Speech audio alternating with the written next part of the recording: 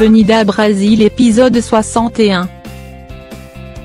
Typhon et Carminha débarquent chez Jorginho. Celui-ci n'est pas ravi à l'idée de voir Carminha, il veut fermer la porte mais Typhon l'en empêche. Carminha, les larmes aux yeux, lui demande son pardon. Jorginho, fou de rage, dit à Typhon qu'il n'aurait pas dû emmener cette femme dans sa maison. Il ajoute que même s'il n'est pas son père biologique, il le considérera toujours comme son père. Carminha raconte à Jorginho son histoire d'être élevée à la décharge chez Lucinda et qu'elle l'a abandonné parce qu'elle était incapable de prendre soin de lui. Jorginho veut savoir le nom de son père. Carminha garde la version qu'elle a été violée par un camionneur à l'âge de 16 ans. Elle lui dit ensuite qu'elle n'a pas raconté tout ça à Typhon avant par peur de pas subir l'humiliation comme son premier mari Genesio l'a fait subir. Jorginho croit pas l'histoire du viol et lui dit d'arrêter de mentir comme la dernière fois où il lui faisait croire que sa mère était une prostituée. Jorginho lui dit maintenant qu'il sait que c'est elle la prostituée.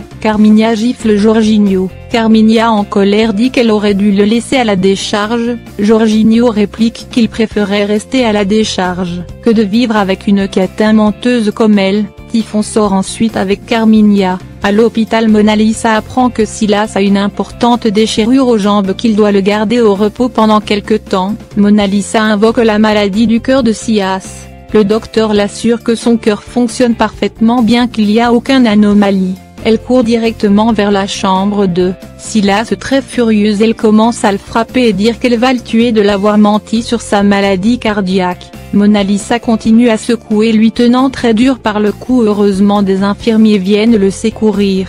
Au bord de la piscine, Muricy avoue être déçue de ce que Carminha a fait. Ivana prend sa défense s'appuyant sur le fait qu'elle a été violée. Muricy a le pressentiment que Marx connaissait déjà cette histoire puisqu'il a eu des contacts avec la famille de Carminha dans le passé. Thessalia de son côté prend pitié de Carminha qui a été violée. Carminha à la maison demande à Typhon d'aller passer quelques jours dans la maison au bord de la plage. Typhon n'est pas intéressé à l'idée de laisser Jorginho seul. Avant de quitter la pièce, il reproche à Carminha d'avoir giflé Jorginho. Mona Lisa fait sa valise pour laisser Silas seul à l'hôtel. Silas positionne devant la voiture de Mona Lisa. Sans hésiter, elle roule sa voiture. Silas a failli se faire renverser.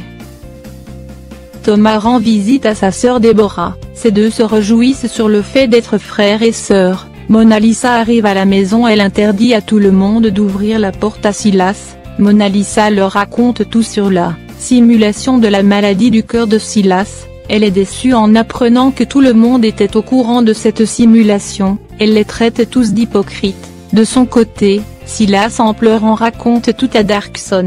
Celui-ci n'est pas du tout étonné de la réaction de Mona Lisa. À la salle de yoga, Carlitos vient inviter Alexia à dîner. Jorginho de son côté, il reproche à Nina de ne pas lui avouer que Carminha était sa mère. Rita lui fait savoir qu'elle a gardé tout ça pour le protéger. Jorginho fixe Rita dans les yeux et lui demande de lui raconter tout sur sa vengeance contre Carminha. Rita réclame sa confiance, elle promet un jour avec des preuves elle va tout lui raconter. Carminha à la bibliothèque supplie à Typhon de retourner dormir dans leur chambre. Celui-ci fait semblant de ne pas être intéressé mais il finit par accepter. Silas débarque chez Mona Lisa.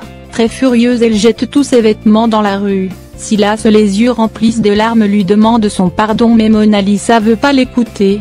Elle dit que tout est terminé, qu'elle veut plus entendre parler de lui. De l'autre côté, Carminha à peine réveillée, Typhon lui dit qu'il va partir de la maison.